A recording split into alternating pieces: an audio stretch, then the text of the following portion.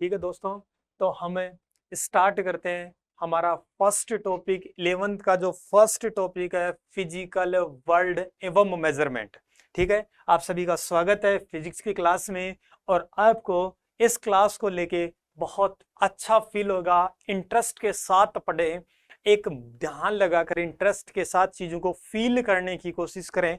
आपको खुद को एहसास होगा, खुद को महसूस होगा कि रियली में फिजिक्स क्या है, रियली में फिजिक्स क्या है, कैसे हम फिजिक्स को सीखें। और फिर बाद में मालूम चलेगा कि रियली में प्रॉब्लम्स बहुत इजी होती हैं, क्वेश्चंस जो आते हैं बहुत इजी आते हैं, उनमें केवल और केवल कॉन्सेप्ट्स होते हैं, उनमें केवल कॉन्सेप्ट होते हैं। उन कॉन्सेप्ट के माध्यम से हम प्रॉब्लम की जड़ तक जा सकते हैं। तो वो कॉन्सेप्ट हम छोटे से छोटा कॉन्सेप्ट हम यहाँ क्लास में सीखेंगे। और उम्मीद है तुम साथ के साथ नोट्स बनाएंगे अपने हाथ से, क्योंकि जब तक हम चीजों को अपने हाथ से नहीं लिखेंगे, जब तक हम किसी भी चीज को अपने हाथ से नहीं लिखेंगे, अपना सही काम नहीं होगा। ठीक है, तो स्टार्ट करते हैं। जय मां सरस्वती का नाम लेकर सभी मां सरस्वती को प्रणाम करें और स्टार्ट करें। और उम्मीद है और आशा करते हैं, दुआ करते हैं कि मां सरस्वती आपके सपनों को कंप्लीट करेगी, पूर्ण करेगी और अपना आशीर्वाद भरपूर आपके ऊपर बनाए रखेगी। इसी आस्था के साथ, इसी उम्मीद के साथ, इसी दुआ के साथ हम इस क्लास को स्टार्ट करते हैं। ठीक है, अब देखो, तो सबसे पहले हम देखते हैं थोड़ा सा फिजिक्स के बारे में इंट्रोडक्शन ले लेते हैं कि फिजिक्स क्या है। फिजिक्स एक फिलोसफी है। फिजिक्स क्या है? फिजिक्स है एक फिलोसफी है। फिलोसफी का मतलब है कि हम इसमें चीजों को अपने हिसाब से धारणाएं देते हैं। फिलोसफी क्या है कि हमारे हिसाब से हमने धारणाएं दी, चीजों को देखा, उनको सोचा, उनको महसूस किया और हमने उसको एक अपनी तरफ से, अपने तरीके से एक धारणा दे दी। वही हमारी फिजिक्स है, वही हमारा नियम बन जाता है, हाइपोथेसिस बन जाती है। ठीक है, वो नियम बन जाता है। फिर उस नियम को हम प्रयोगशाला में टेस्ट करते हैं, प्रयोगशाला में उसको वेरीफाई करते हैं, उसको सिद्ध करने की कोशिश करते हैं। अगर वो सिद्ध नहीं होता है तो उसमें कुछ मॉडिफिकेशंस किए जाते हैं, कुछ मॉडिफाई उसमें करते हैं और वो सिद्ध हो जाता है, तो वो कंप्लीट हमारा नियम बन जाता है। ये सारी चीजें हम फिजिक्स में देखते हैं। तो फिजिक्स में भौतिक जो राशियां हैं, ठीक है, फिजिक्स में जो भौतिक राशियां हैं उनका अध्ययन करने के लिए, भौतिक राशियों का अध्ययन करने के लिए हमें एक कोई ना कोई मतलब जो टूल्स हैं, जो डेफिनेशंस हैं, जो नाम हैं, उनकी आवश्यकता होती है। ठीक है, जैसे हमें भी अपनी पहचान करवाने के लिए, भाई इंसान जब जन्म लेता है तो उसकी जो पहचान है, उसकी पहचान करवाने के लिए संसार में, इस संसार में उसकी पहचान करवाने के लिए उसके कुछ ना कुछ नाम, जाति, धर्म, ये सारी चीजें उसके साथ जुड़ जाती हैं। फिर उन्हीं के रूप में उसकी पहचान होती है। इसी प्रकार से साइंस की लैंग्वेज में अगर किसी की पहचान करवानी है, साइंस की भाषा में किसी की पहचान करवानी है, तो जो जीन्स हैं, ठीक है, ये सारी चीजें होती हैं। उसी तरीके से फिजिक्स में जो भौतिक राशियां हैं उनकी पहचान करने के लिए हमने उनका नाम्स दिया है। ठीक है, तो सबसे पहले तो हमारी जो भौतिक राशियां हैं उनको हमने दो भागों में डिवाइड किया है। उन भौतिक राशियों को दो भागों में डिवाइड किया है उनके आकार के आधार पर। भौतिक राशियों को उनके आकार के आधार पर दो भागों में डिवाइड किया है। एक तो होता है मैक्रोस्कोपिक और दूसरा होता है माइक्रोस्कोपिक। फर्स्ट तो कौन सा होता है? स्थूल निकाय। फर्स्ट है स्थूल निकाय, दूसरा है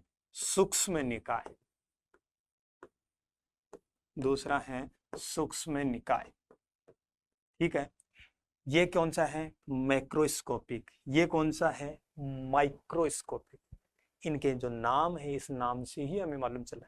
हालांकि यहाँ से कोई क्वेश्चन नहीं आएगा तुम्हारे एग्जाम में, लेकिन वही है ना कि चीजें सीखने के लिए सबसे पहले हमें उनके बारे में मालूम होना चाहिए।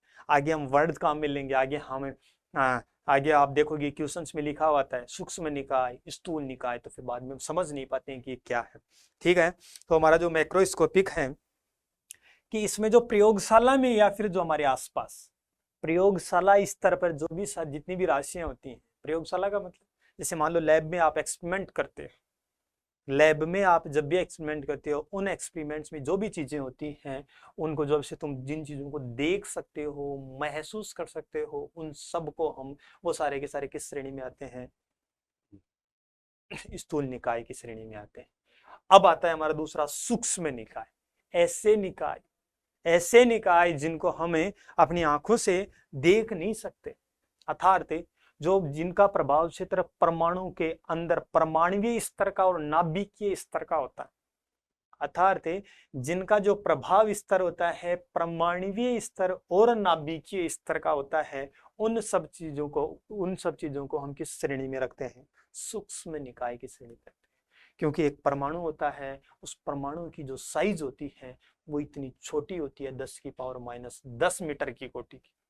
एक परमाणु है, परमाणु की जो साइज होती है वो 10⁻10 मीटर की कोटि की होती है। ये दोनों हो गए। अब आगे हमें ये थोड़ा सा इंट्रोडक्शन था जो जरूरी था देना, मतलब चीजें हमें आनी चाहिए। ठीक है, आगे हम स्टार्ट करते हैं अब जो मेन चीज है वो। ठीक है, अब हेडिंग दे लो सब के सब प्रकृति के मूल बल, फंडामेंटल फोर्सेज ऑफ नेचर।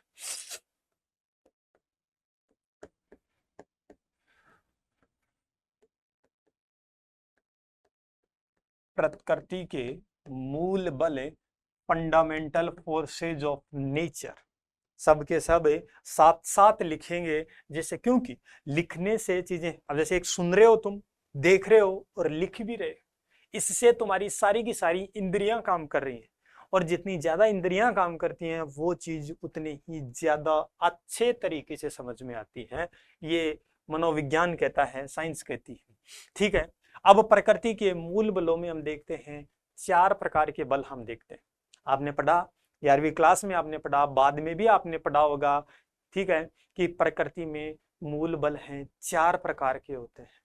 ठीक है, कौन कौन से होते हैं, जिसमें से 2 बल हैं उनको हम अपनी डेली लाइफ में देखते हैं, महसूस करते हैं, लेकिन जो 2 बल हैं उनको हम ना देखते हैं ना महसूस करते हैं।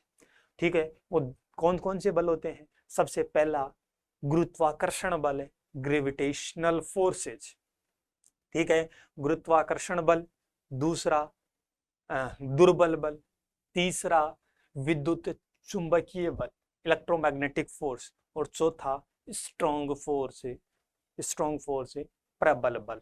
ठीक है, तो एक एक करके लिखते हैं हमें। सबसे पहला गुरुत्वाकर्षण बल।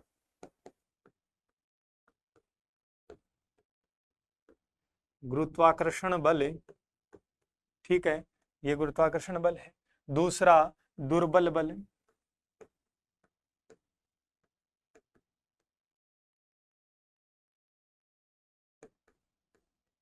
दुर्बल बल।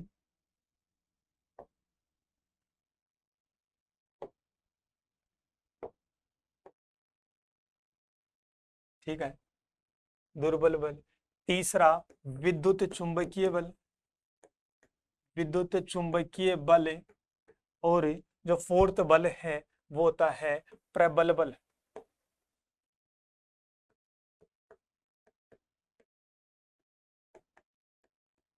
प्रबल बल, ठीक है, ये हमारे 4 जो फंडामेंटल फोर्सेज हैं, प्रकृति के जो मूल बल हैं, 4 प्रकार के होते हैं। चारों प्रकार के आपके सामने हैं।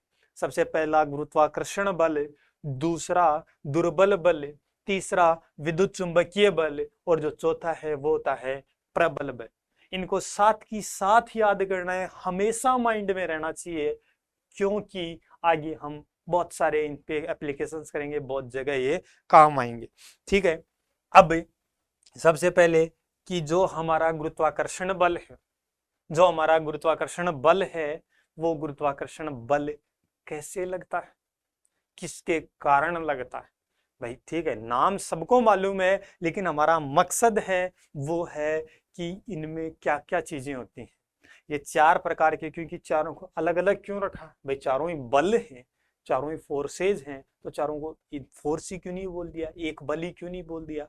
इनको 4 प्रकार क्यों दिए गए, ठीक है। तो इस वजह से सबसे पहला है गुरुत्वाकर्षण बल, ठीक है। ये किसके कारण लगता है, द्रव्यमान के कारण लगता है। ये द्रव्यमान के कारण, द्रव्यमान के कारण लगता है। तो अब देखो डिस्टिंग्विश हो गया कि नहीं हो गया, इसमें विभेद हो गया कि नहीं हो गया, कि गुरुत्वाकर्षण बल किसके ऊपर लगता है, द्रव्यमानों के ऊपर लगता है, ठीक है।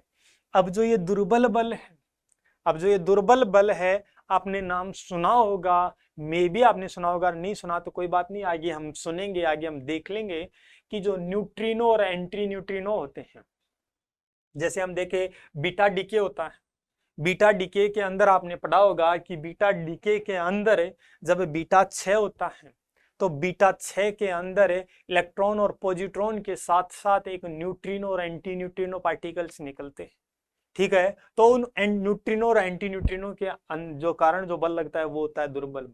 और आप ये भी देखोगे आगे, ये भी आपने देखा होगा या देखोगे कि बीटा डीके हमेशा दुर्बल बल के अंदर होती है।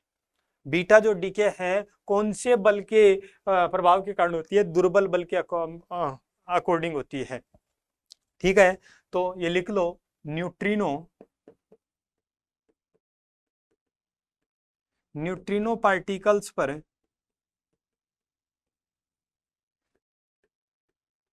न्यूट्रिनो पार्टिकल्स पर लगता है,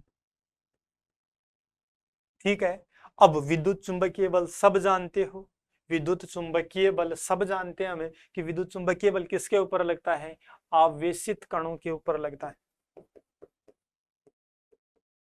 विद्युत चुंबकीय जो बल है वो आवेशित कणों पर लगता है,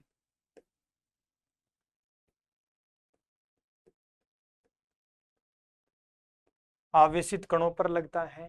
और प्रबल बल है, प्रबल बल है, प्रबल बल नाभिक के अंदर लगता है। प्रबल बल कहाँ लगता है, नाभिक के अंदर लगता है। अर्थात नाभिक के अंदर क्या क्या होते हैं, सब जानते हैं हमें कि नाभिक के अंदर न्यूक्लियस के अंदर न्यूट्रॉन और प्रोटॉन्स होते हैं, नाभिक के अंदर न्यूट्रॉन और प्रोटॉन्स होते हैं। तो ये कहाँ लगता है, नाभिक के अंदर लगता है। देखना एक इंपॉर्टेंट कॉन्सेप्ट है वो बताऊंगा, नाभिक के अंदर लगता है।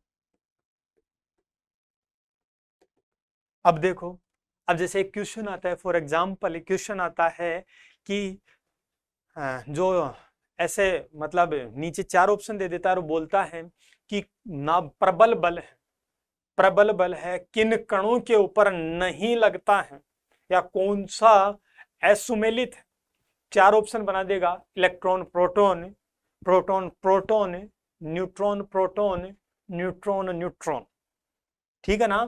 तो हमें मालूम है कि जो प्रबल बल है, प्रबल बल कहाँ लगता है, नाभिक के अंदर लगता है। और हम जानते हैं नाभिक के अंदर इलेक्ट्रॉन से नहीं होते हैं। तो जो जिस ऑप्शन के अंदर इलेक्ट्रॉन है वो इलेक्ट्रॉन, वो जिस ऑप्शन के अंदर इलेक्ट्रॉन है वो ऑप्शन गलत है, क्योंकि प्रबल बल केवल किसके अंदर लगता है, नाभिक के अंदर लगता है। ये ध्यान रखना, ठीक है। अब ये सीक्वेंस याद रखना, यहाँ गुरुत्वाकर्षण, दुर्बल, विद्युत चुंबकीय और प्रबल, इसी हिसाब से हम आगे चलेंगे, ठीक है।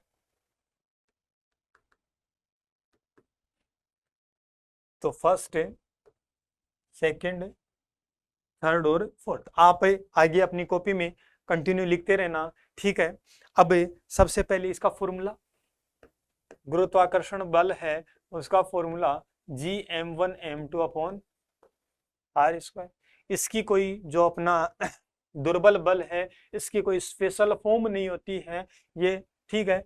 अब जो हमारा जो विद्युत चुंबकीय बल, विद्युत चुंबकीय बल है, सब जानते हैं विद्युत चुंबकीय बल को कूलाम्ब फोर्स से दिया जाता है, कूलाम्ब बल से दिया जाता है। और कूलाम्ब बल की वैल्यू क्या होती है, K Q1 upon are square, ठीक है। ये रिपल्सिव और अट्रैक्टिव दोनों हो सकता है। हम जानते हैं कि कूलाम्ब बल है अट्रैक्टिव, मतलब अट्रैक्टिव और रिपल्सिव दोनों हो सकता है, आकर्षित आकर्षित और प्रतिकर्षी दोनों प्रकार का हो सकता है। वो डिपेंड करता है इन दोनों आवेशों पर। आवेश अगर समान प्रकृति के, आवेश अगर समान प्रकृति के हैं तो ये जो बल है वो कैसा होगा, प्रतिकर्षित होगा। और आवेश अगर विपरीत प्रकृति के हैं तो ये बल है वो कैसा होगा, आकर्षित होगा। ठीक है, ये फॉर्मूला इसका, इसकी भी कोई स्पेशल फॉर्म नहीं होती है। हालांकि जो प्रबल फोर्स होता है, जो स्ट्रॉन्ग फोर्स है, उसकी इक्वेशन होती है, उसकी इक्वेशन होती है B/R plus F is a function of R, लेकिन वो हमारे काम की नहीं है, वो बहुत एडवांस है। जो फिजिक्स से MSc करेंगे वो सब चीजें सीखेंगे, यहाँ पर तो हमें नहीं है। तीसरा जो टॉपिक है,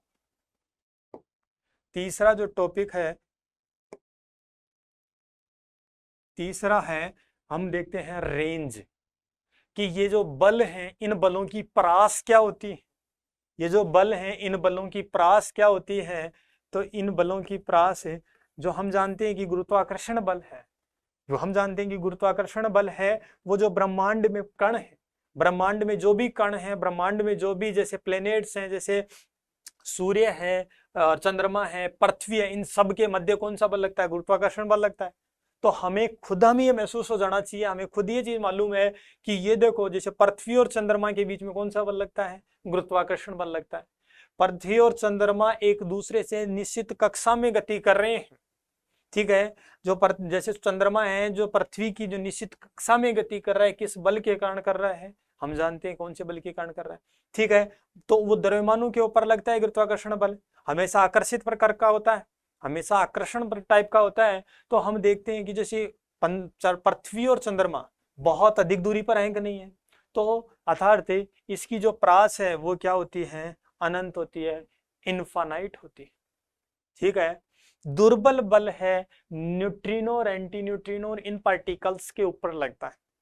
दुर्बल बल है न्यूट्रिनो और एंटी न्यूट्रिनो कणों पर लगता है। तो इसकी जो प्रास है 10 की पावर -16 मीटर से 10 की पावर -18 मीटर तक, एक साथ ही लिख देता हूं, 10 की पावर -16 मीटर से 10 की पावर -18 मीटर तक लगता है। विद्युत चुंबकीय बल है, ये भी हम जानते हैं कि ये इनकी जो प्रास होती है, इसकी प्रास भी क्या होती है, इनफाइनाइट होती है।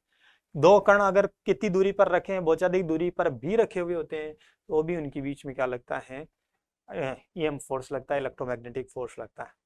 अब आपको मालूम है कि जो प्रबल बल है, जो प्रबल बल है, वो प्रबल बल कहाँ लगता है, नाभिक के अंदर लगता है। और आपको सबको मालूम है नाभिक की साइज कितनी होती है, नाभिक की जो साइज है वो कितनी होती है, 10 की पावर -15 मीटर के ऑर्डर की होती है। कई जगह आपको 10 की पावर -14 टू 10 की पावर -15 मीटर भी मिलेगा, ठीक है। तो ऑर्डर अप्रोक्सीमेटली ये ऑर्डर होते हैं, ये कोई एग्जैक्ट वैल्यू नहीं है, क्योंकि थोड़े दिन बाद में आप देखोगे कि नाभिक की जो भी साइज है, नाभिक को हम जैसे गोल कंसिडर करते हैं, स्पेरिकल कंसिडर करते हैं, लेकिन रियली में कंप्लीट स्पेरिकल नहीं होता है, रियली में कंप्लीट स्पेरिकल नहीं होता है वो, उसमें कुछ ना कुछ क्या होता है, डेविएशन होता है उसकी शेप में। तो वो चीजें हमारे काम की नहीं है, वो हमारी बात, ये होगी हमारी रेंज हो गई, ये तो हमारी क्या हुई, रेंज हो गई, ये हमारे क्या हो गए, फॉर्मूले हो गए, ठीक है। अब आपको मालूम है कि जो ये फोर्स है, हमारा जो भी गुरुत्वाकर्षण बल है, गुरुत्वाकर्षण बल के लिए माध्यम की आवश्यकता होती है कि नहीं होती है? गुरुत्वाकर्षण बल के लिए माध्यम की आवश्यकता नहीं होती, लिख दो, लिख दो, ये बात है, माध्यम की आवश्यकता नहीं, माध्यम की आवश्यकता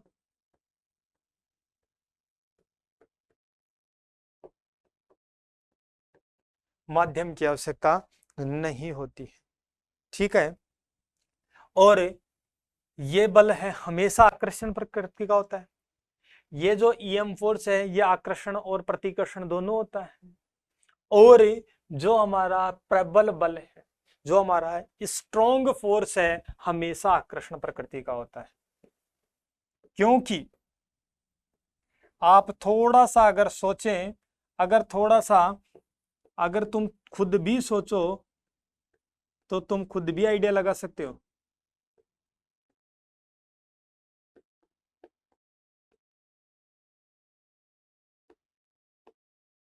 खुद भी लगा सकते हो कि जैसे नाभिक के अंदर लगता है और नाभिक के अंदर न्यूट्रॉन और प्रोटॉन होते हैं और नाभिक में बहुत सारे प्रोटॉन्स हो सकते हैं। भाई जैसे हम आवर्त सारणी में आगे बढ़ते जाएंगे हमें मालूम है नंबर ऑफ प्रोटॉन्स और नंबर ऑफ न्यूट्रॉन्स बढ़ते रहेंगे। तो जब प्रोटॉनों की संख्या बढ़ रही है, जब प्रोटॉनों की संख्या बढ़ रही है, हमें यह मालूम है प्रोटॉन क्या है, एक आवेशित कण है। हमें मालूम है कि प्रोटॉन एक आवेशित कण है और प्रोटॉनों की संख्या लगातार बढ़ रही है। तो प्रोटॉनों की संख्या बढ़ने के कारण इनके मध्य क्या लगना चाहिए, कूलाम्ब प्रतिकर्षण बल लगना चाहिए। सही है कि नहीं है? क्योंकि हम जानते हैं कि जो कूलाम्ब बल है, हम जानते हैं कि जो विद्युत चुंबकीय बल है वो समान प्रकार के आवेशों के मध्य प्रतिकर्षी बल लगता है और असमान आवेशों के मध्य आकर्षी बल लगता है। तो जब ये प्रतिकर्षी बल लगेगा, जब ये बल प्रतिकर्षी लगेगा, लेकिन हम जानते हैं कि नाभिक क्या होता है, स्थायी होता है। नाभिक क्या होता है, स्थायी होता है। नाभिक के अंदर प्रोटॉन और न्यूट्रॉन हमेशा बंधे रहते हैं। तो ये चीज हमें ये बताती है कि जो प्रतिकर्षी बल लग रहा है, जो प्रोटॉन के मध्य जो प्रतिकर्षी बल लग रहा है, उससे भी एक स्ट्रॉन्ग फोर्स है, उससे भी एक प्रबल आकर्षण बल है जो लग रहा है, जो इन प्रोटॉन और न्यूट्रॉन को एक बहुत छोटी जगह के अंदर बांधे रख रहा है। उसी को बोलते हैं हमेशा और सॉरी स्ट्रॉन्ग फोर्स। और ये हमेशा क्या होता है, आकर्षण प्रकृति का होता है। और एक स्पेशल नोट दे के लिख लो, एक स्पेशल नोट दे के लिख लो कि जो हमारा ग्रेविटेशनल फोर्स है, जो हमारा वीक फोर्स है, इनकी स्ट्रेंथ है, वीक फोर्स है, और हमारा ईएम फोर्स है, ईएम फोर्स है, और इसे एक हमारा स्ट्रॉन्ग फोर्स है, हमारा स्ट्रॉन्ग फोर्स है। कि अगर हम इस स्ट्रॉन्ग फोर्स है उसको एक यूनिट माने, अगर हम स्ट्रॉन्ग फोर्स की यूनिट है एक माने, तो इसकी तुलना में ये कितना दुर्बल होगा, इसकी तुलना में ये कितना दुर्बल होगा, और इसकी तुलना में ये कितना दुर्बल होगा, ये हमें देखना है। अगर हमारा स्ट्रॉन्ग फोर्स की जो स्ट्रेंथ है, हमारे जो स्ट्रॉन्ग फोर्स की ये स्ट्रेंथ का ऑर्डर है,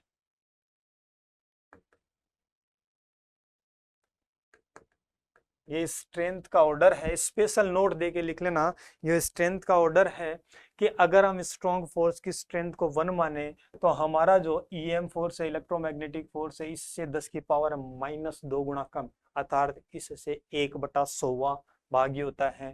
ये इसका 10 की पावर -13 गुना और ये इसकी पावर 10 की पावर -38 गुना होता है। तो ये तुम्हें आइडिया लग रहा है, तुम्हें ये आइडिया लग रहा होगा कि हमारा जो ग्रेविटेशनल फोर्स है वो हमारे स्ट्रॉन्ग फोर्स की तुलना में 10 की पावर -38 गुना होता है।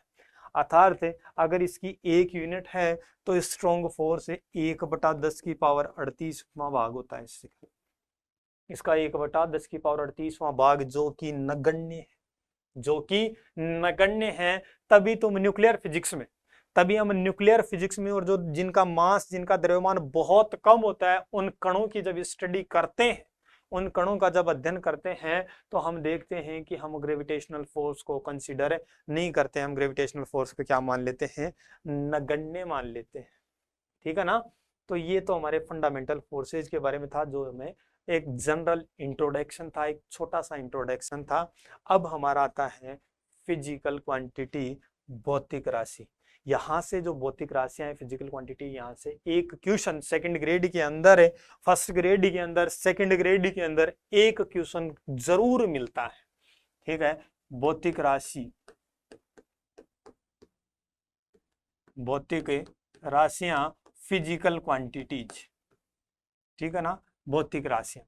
अब सबसे पहले भौतिक राशियां क्या होती है, सबसे पहला जो क्वेश्चन होता है वो यही कि भौतिक राशियां क्या होती हैं। कि लिखो अब इनकी डेफिनेशन, वे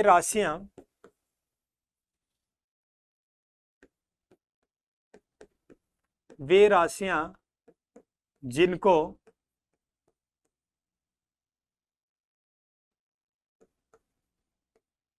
जल्दी लिखने के चक्कर में ये मिट हो जाता है। वे राशियां जिनको मापा जा सके,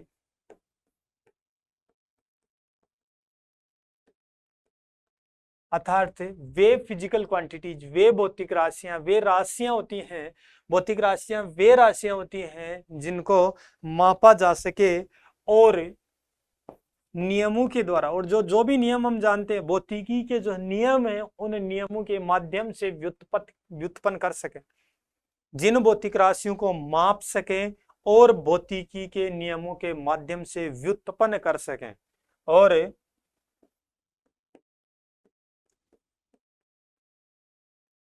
भौतिकी के नियमों के माध्यम से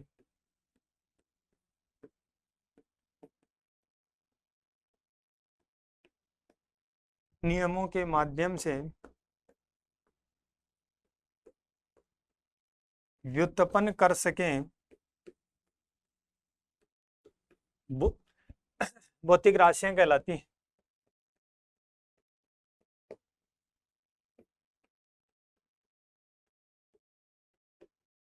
भौतिक राशियां कहलाती है। ठीक है, कि वे फिजिकल क्वांटिटीज क्या होती है? फिजिकल क्वांटिटीज वे क्वांटिटीज जिनको हम मेजर कर सकें और जो हमारे फिजिक्स को जो लॉज है, फिजिक्स के जो नियम हैं, उन लॉज के माध्यम से, उन नियमों के माध्यम से उनको ड्राइव कर सकें, इस प्रकार की क्वांटिटीज को हम क्या कहते हैं? भौतिक राशियां कहते हैं। जैसे एग्जाम्पल से, जैसे हो गया लंबाई, हो गया द्रव्यमान, हो गया बल, हो गया। जैसे लंबाई,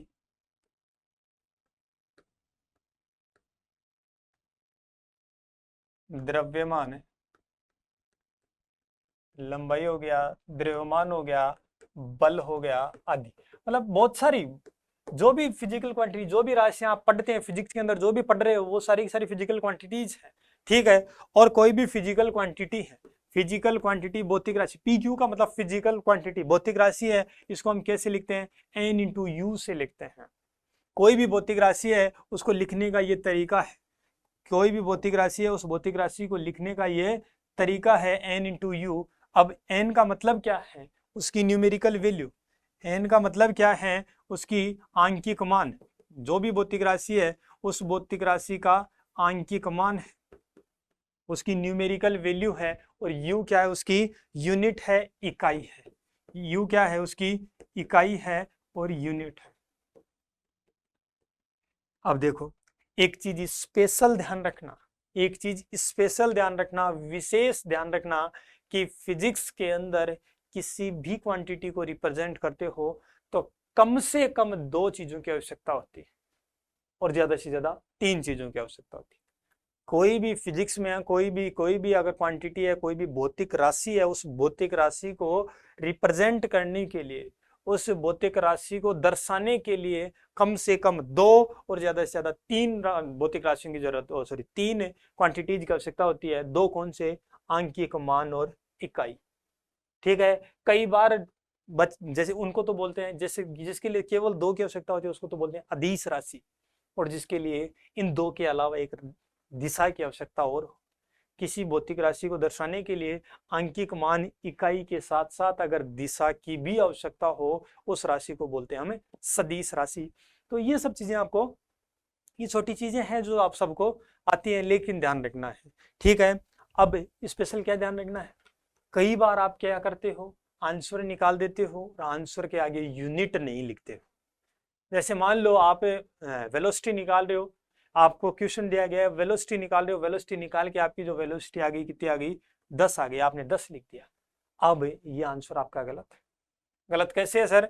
हमने सही आंसर निकाला है, 10 वैल्यू आई है इसकी, हमने 10 निकाला है,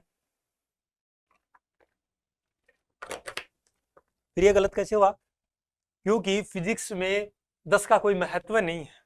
जब तक इस 10 के आगे आप यूनिट नहीं लिखोगे तब तक ही इसकी इनफाइनाइट वैल्यूज है, इनफाइनाइट चीजें हैं, ये अनंत मान हो सकते हैं इसके।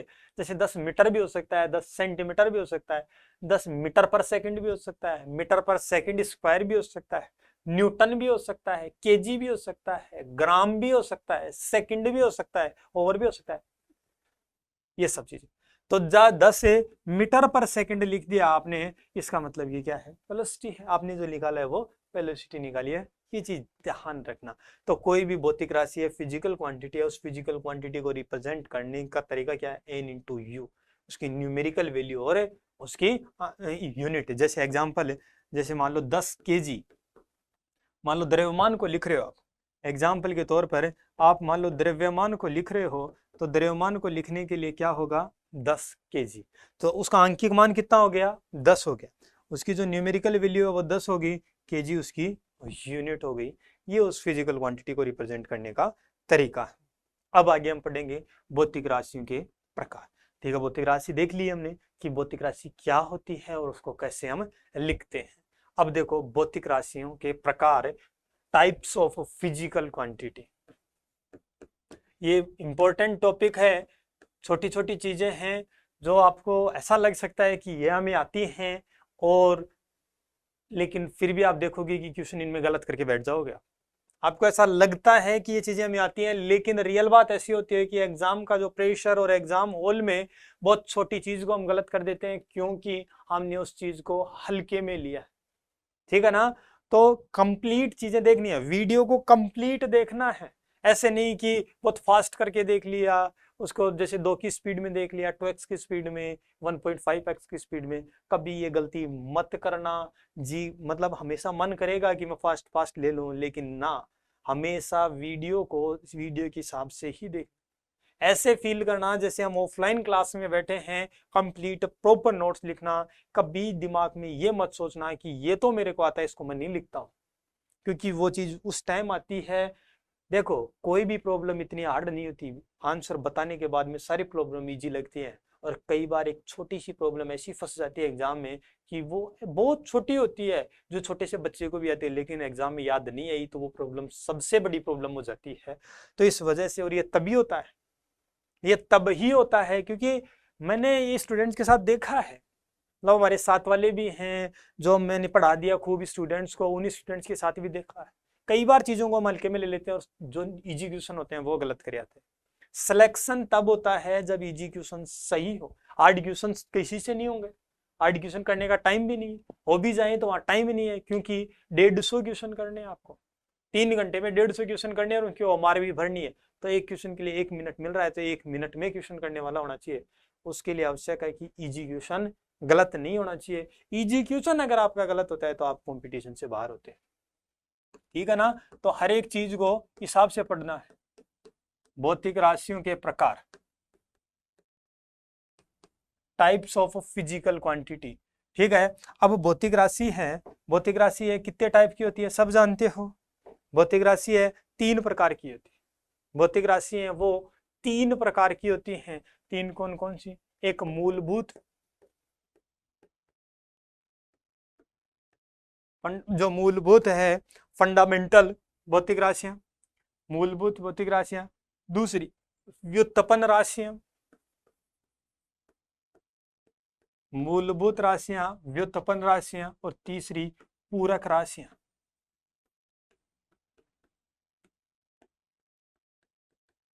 ठीक है, fundamental physical quantities, derived physical quantities, और सप्लीमेंट्री फिजिकल क्वांटिटीज।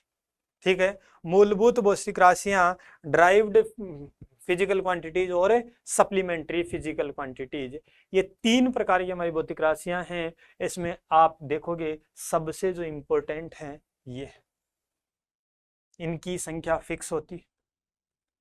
हम जानते हैं कि जो मूलभूत भौतिक राशियां हैं वो 7 होती हैं, जो पूरक राशियां होती हैं वो 2 होती हैं, और ड्राइव तो अनंत है।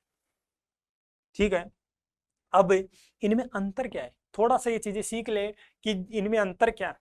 ठीक है, तो सबसे पहले जो मूलभूत है, मूलभूत राशियां हैं, इनका मतलब देखो इसके वर्ड में ही है कि मूलभूत, कि हम खुद मूल हैं, हम खुद अपना मूल है, हमें किसी दूसरे की आवश्यकता नहीं है।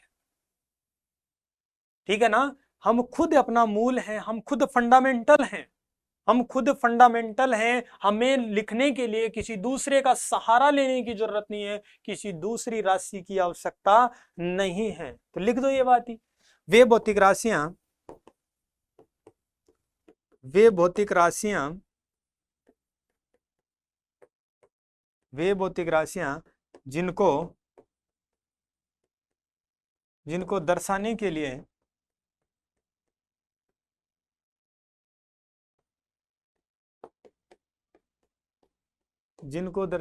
लिए किसी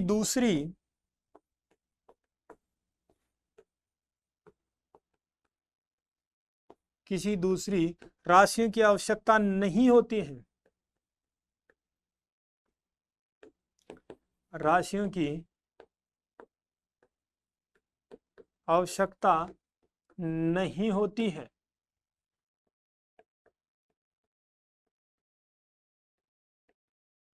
वे भौतिक राशियां जिनको दर्शाने के लिए किसी दूसरी भौतिक राशियों की आवश्यकता नहीं होती है, अन्य का सहारा नहीं लेना पड़ता है। लिख लो, ये 7 प्रकार की होती है। मूलभूत भौतिक राशियां हैं वो कितने टाइप की होती हैं? 7 प्रकार की होती हैं, और वो 7 प्रकार लिखेंगे। लिख लो सीरियल नंबर, ठीक है, भौतिक राशि और मात्रक और प्रतीक। सीरियल नंबर हो गया, भौतिक राशि, ये याद रखनी है आपको, ये पूरी यही काम आएगी, इसी पे क्वेश्चन आएगा। भौतिक राशि, मैं आगे बताऊंगा क्वेश्चन किस टाइप से आएगा। भौतिक राशि, मात्रक, फिजिक्स में मात्रक का सबसे ज्यादा महत्व है, मालूम रखना, मात्रक और विमा। मात्रक वो काम करता है जैसे मात्रक ही पहचान है, मात्रक ही पहचान है। कैसे? जैसे मान लो आपका नाम है, फॉर एग्जाम्पल आपका नाम है, आपके नाम के बहुत सारे लोग होते हैं, लेकिन आपके नाम के आगे सरनेम लग जाता है तो आप एक यूनिक पर्सन बन जाते हैं। तो नाम के आगे जो सरनेम लगता है, नाम के आगे जो सरनेम है, वो जो सरनेम काम करता है, सरनेम से हमारी पहचान होती है, नाम के साथ जो सरनेम होता है उससे हमारी पहचान होती है। उसी प्रकार से भौतिक राशि है, भौतिक राशि का अगर यूनिट जो मात्रक लगा दें तो उसकी पहचान हो गई। जैसे लंबाई का, लंबाई वाली राशि है, इस लंबाई को बताएगी, ये वेग को बताएगी, ये समय को बताएगी, ये बल को बताएगी, ये सब चीजें, ठीक है। तो लिखो, सबसे पहले फर्स्ट जो नाम लिया वही लिख दो, लंबाई। लंबाई का मात्रक क्या होता है? लंबाई का जो मात्रक है हम किस में लेते हैं? मीटर में लेते हैं जनरली। एमकेएस यूनिट की बात कर रहे हैं, मीटर है, और इसको किससे लिखते हैं? स्मॉल एम से लिखते हैं। दूसरी भौतिक राशि कौन सी है? दूसरी जो मूलभूत राशि है वो कौन सी है? द्रव्यमान। द्रव्यमान, ठीक है। द्रव्यमान का जो मात्रक है वो क्या होता है? किलोग्राम। किलोग्राम। इसका जो प्रतीक है वो क्या होता है? केजी।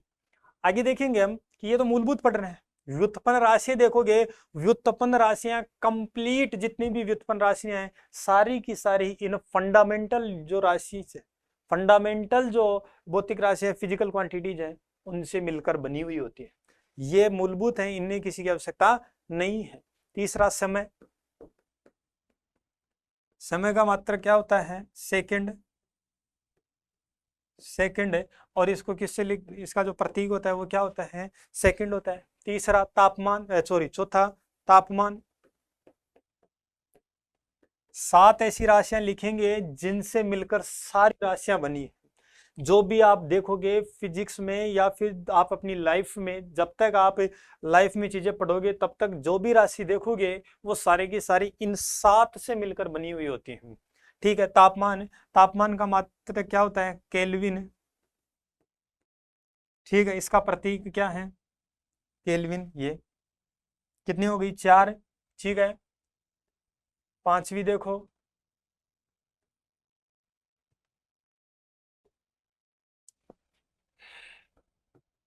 पांचवी, ठीक है। जैसे तापमान हो गया, विद्युत धारा।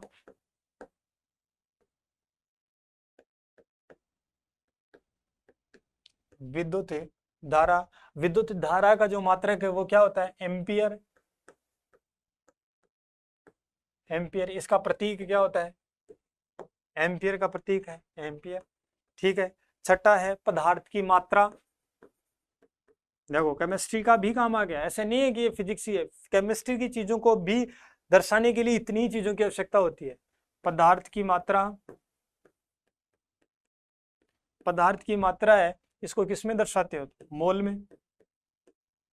ठीक है, इसका प्रतीक क्या होता है? MOL। ठीक है, अब ल्यूमिनस इंटेंसिटी जो सातवीं जो क्वांटिटी होती है, खैर इसकी आवश्यकता तुम्हें पड़ेगी नहीं, ये कहीं काम नहीं आएगी तुम्हारे, लेकिन है फंडामेंटल।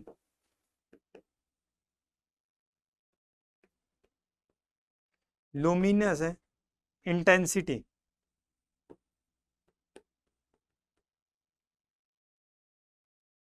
लुमिनस इंटेंसिटी, और इसका जो मात्रक है वो जो कैंडेला,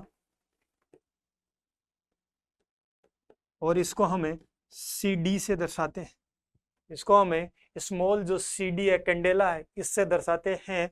यह हमारी 7 फिजिकल क्वांटिटीज जो मूलभूत राशियां, भौतिक राशियां थी वो थी। इन मूलभूत भौतिक राशियों को तुम्हें याद रखना है।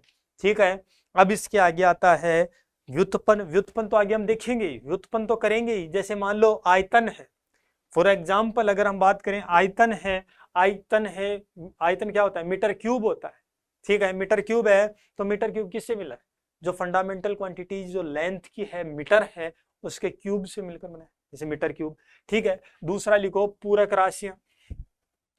हमारी जो भौतिक राशियां हैं उसमें जो हमारी कौन सी है? पूरक राशियां।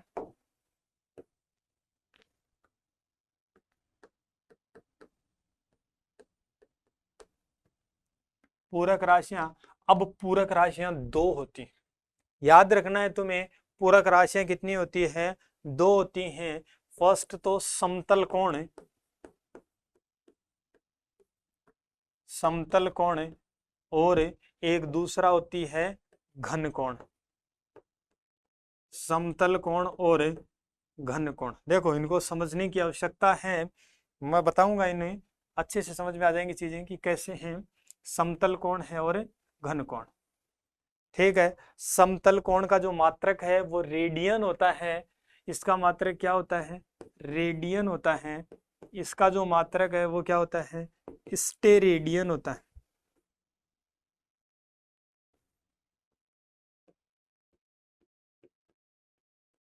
घन कोण है, इसका जो मात्रक है वो स्टेरेडियन होता है। इसको RAD रेडियन से लिखते हैं, इसको SR स्टेरेडियन से लिखते हैं। देखो सबसे पहले हमारा समतल एंगल, जो हमारा जो समतल कोण होता है, जैसे आप जैसे मान लो ये चाप है, ठीक है, ये रेडियस है, तो ये हो गया थीटा, ये एंगल है थीटा, इसी को बोलते हैं समतल एंगल। अर्थात ये जो एंगल है एक समतल के अंदर बना है, 2D के अंदर बना है। ये समतल एंगल है वो किसमें बना है? 2D के अंदर बना है। तो यहाँ से थीटा इक्वल टू क्या होता है? सब जानते हैं आप, थीटा इक्वल टू क्या होगा? चाप अपॉन त्रिज्या। इसका चाप देखो, ये चाप हुआ, ठीक है, जैसे आप देख रहे हो कि ये इसका क्या हुआ? चाप हो गया, ये इसकी क्या होगी? त्रिज्या होगी। तो थीटा की जो वैल्यू है, रेडियन है, जो समतल कोण जो रेडियन है उसकी वैल्यू क्या होगी? चाप अपॉन त्रिज्या। मैथमेटिक्स में हम पढ़ते हैं, मैथमेटिक्स में हम पढ़ते हैं कि ताप चाप अपॉन त्रिज्या क्या होता है? हमारा कोण होता है। यही हमारा समतल कोण है। अर्थात कोई भी 2D के अंदर दो डायमेंशंस हैं, दो डायमेंशन के अंदर जो एंगल बनता है वो क्या होता है? चाप अपॉन त्रिज्या, और ये बन गया ये थीटा है, 2D में होता है। अब ये क्या होता है? ये तुम्हारे लिए एक नया है जो घन कोण है, जो इसका मात्रक स्टेरेडियन होता है, जिसको SR से तुम रिप्रेजेंट करते हो। तो ये घन कोण क्या होता है? फॉर एग्जाम्पल एक बात करो, जैसे मान लो किसी भी चीज को तुम देखते हो, अब तुम जिस भी जगह बैठे हो, पंखा है वहां, उस पंखे को देखो, जिस भी जगह बैठे हो वहां पंखा है, उस पंखे को देखो, तो पंखे के द्वारा उस पंखे का जो भी एरिया है, उस पंखे का जो भी टोटल एरिया है, वो टोटल एरिया जो आपकी आंख के ऊपर एंगल बना रहा है, आंख के ऊपर जो ये एंगल बना रहा है 3D के अंदर, ये जो एंगल बना रहा है उस एंगल को बोलते हैं घन कोण। अर्थात जैसे मान लो ये कोण के रूप में होगा कि नहीं होगा? भाई ये तुम्हारी क्या है? आंख है, ये तुम्हारी आंख है, किसी भी चीज को देखोगे तुम तो ऐसे ये चीज है, ये पंखा है, फॉर एग्जाम्पल बात करें, इस पंखे को देख रहे हो तुम, इस आंख से देख रहे हो, इस पंखे को इस आंख से देख रहे हो, तो आंख के ऊपर ये एंगल बन रहा है कि नहीं बन रहा है? ये एंगल बन रहा है। ये जैसे मान लो तुम इस चीज को देख रहे हो, तो इस पॉइंट के ऊपर, जैसे ये कोण हो गया, ये कोण हो गया। तो इस कोण के माध्यम से ये जो एंगल बना, ये जो एंगल बन रहा है, इस एंगल को बोलते हैं हम घनकोण। ये जो एंगल बना, ये ऐसे वाला एंगल नहीं, जैसे मान लो एक ये एंगल होता है, ये एंगल नहीं, ये तो समतल हो गया। ये जो एंगल है ये तो समतल एंगल हो गया। अब तुम्हें थोड़ा सा 3D में एज्यूम करना है, इस टाइप से, इस टाइप से ऐसे 3D में एज्यूम करता है। ऐसे ही तो दिखेगा, पंखे को देखोगे तो आंख पर ये एंगल बनेगा। तो ये जो 3D में एंगल बन रहा है, इसको बोलते हैं स्टेरेडियन, इसको बोलते हैं घनकोण। और इसकी वैल्यू क्या होती है, DA/r²। DA क्या है, DA क्या है, इसको लिखते हैं डी ओमेगा से। इसको किससे लिखते हैं, डी ओमेगा से। DA क्या है, जिस भी क्वांटिटी को तुम देख रहे हो उसका एरिया, जैसे पंखा है तो पंखे का नीचे वाला एरिया वागनी जिसको तुम देख रहे हो, ठीक है। r² ये दूरी, r² ये दूरी, और DA ये इसका एरिया।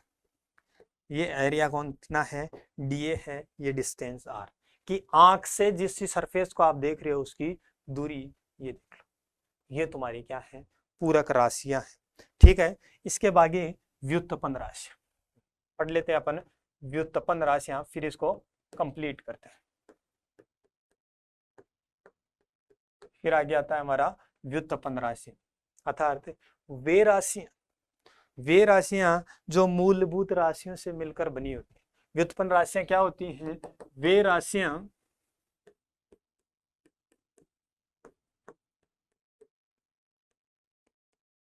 जो मूलभूत राशियों से मिलकर बनी होती है, जो मूलभूत राशियों से मिलकर बनी होती है।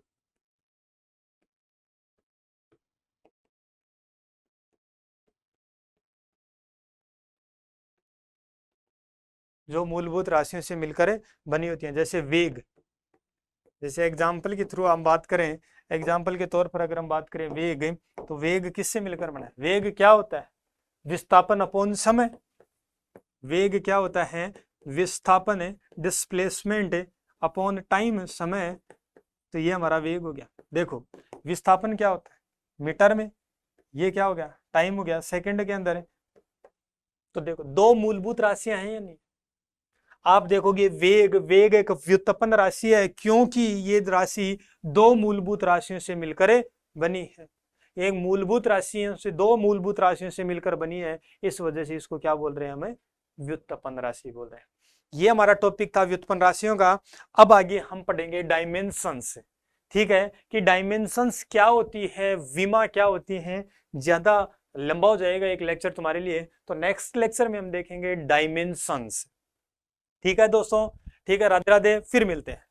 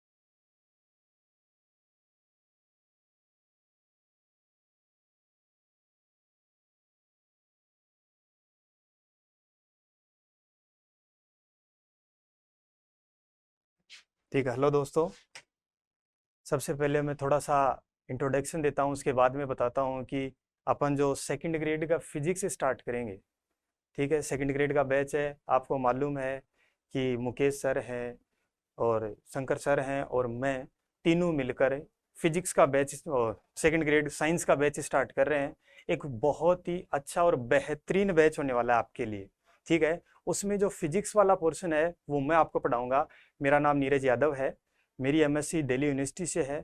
मैंने जो हमारे फिजिक्स में जो भी एग्ज़ाम्स होते हैं, जैसे CSIR नेट JRF है, गेट है, जेस्ट है, ठीक है, BRC है और IIT जैम, ये सारे एग्ज़ाम्स मैंने क्वालिफाई किए हैं और रिसेंटली RPSC असिस्टेंट प्रोफेसर का एग्ज़ाम दिया है। हमारे ये बैच है वो बहुत पहले स्टार्ट करने वाले थे, लेकिन आरपीएससी असिस्टेंट प्रोफेसर का एग्ज़ाम होने की वजह से ये बैच अब स्टार्ट कर रहे हैं। बच्चों की बहुत ज़्यादा क्यूरीज थी कि सर हमें अच्छा कंटेंट नहीं मिल पाता है, हमें अच्छी जो फैसिलिटीज़ हैं, जो फैकल्टीज़ हैं उनके द्वारा, तो हमने ये बैच स्टार्ट करने की सोची है आप सबके लिए केवल मिनिमम प्राइस। ऐसा नहीं है कि हम कोई बहुत ज़्यादा फीस ले रहे हैं। इस बैच का मकसद केवल और केवल बच्चों को एक अच्छी एजुकेशन और क्वालिटी जो कंटेंट है वो प्रोवाइड करवाने का है।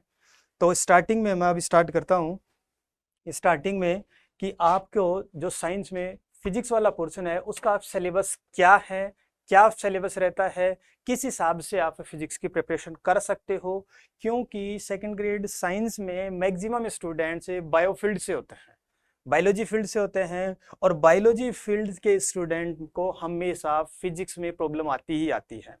और आजकल जो आरपीएससी का पैटर्न है, आजकल प्रेजेंट टाइम में जो आरपीएससी का पैटर्न है उस पैटर्न को देखते हुए हमें प्रिपरेशन करनी है।